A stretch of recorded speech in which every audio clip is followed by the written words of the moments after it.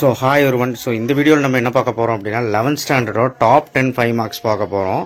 So top 10 5 marks இதையாவது ஒழுக்கமாக இப்போ படிச்சுட்டு போங்க. ஏன் இந்த அர்ஜென்ட்டாக நான் போஸ்ட் பண்ணுறேன் அப்படின்னா உங்களுக்கு மத்தியான எக்ஸாம் அட்லீஸ்ட் இப்போ நீங்கள் படிக்க ஸ்டார்ட் பண்ணால் கூட அந்த டாப் 10 படிச்சிடலாம். Types of error.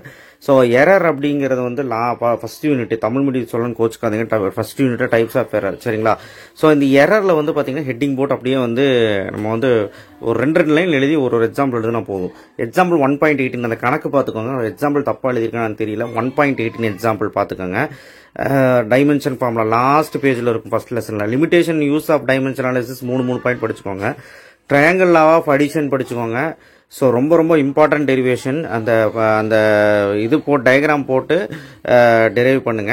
Work energy principal வேலையாற்றல் தத்துவம் அப்படின்னு சொல்லிட்டு அதை படிச்சுக்கோங்க.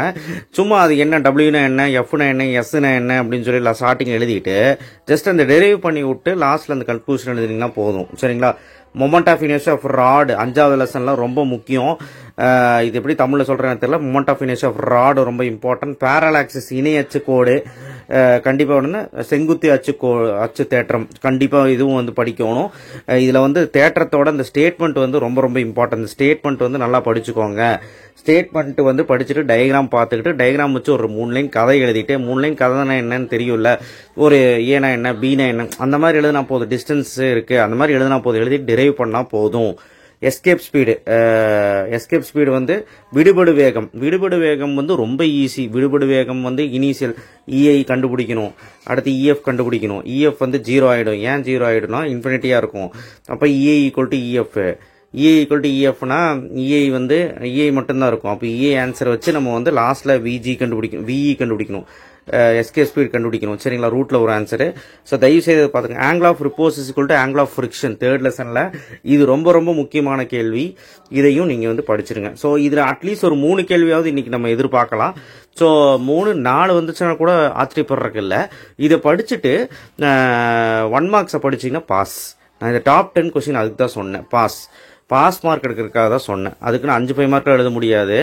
5 மார்க் எழுதுந்தா லக்கு தான், ஓகேவா? பாஸ் பண்ணிடலாம். 1 மார்க் தயவு செய்து புக் பேக் படிச்சுட்டு இதை படிச்சுட்டிங்கன்னா கட்டாயம் நான் சொல்கிறேன், நீ 15க்கு 10 மார்க் 1 மார்க்கில் எடுத்துட்டு இதில் சும்மா ஒரு 15 மார்க் எடுத்தால் கூட 25 மார்க் நமக்கு 70க்கு எடுத்துடலாம்.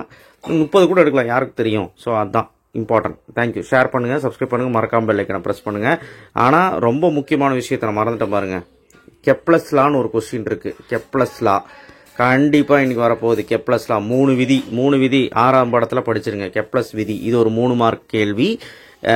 அது கண்டிப்பா படிச்சிருங்க. 3 மார்க் கேள்வியில இது கண்டிப்பா வரப்போகுது, சரிங்களா? தேங்க்யூ. ஷேர் பண்ணுங்க, சப்ஸ்கிரைப் பண்ணுங்க, மறக்காம பெல் ஐக்கனை பிரஸ் பண்ணுங்க.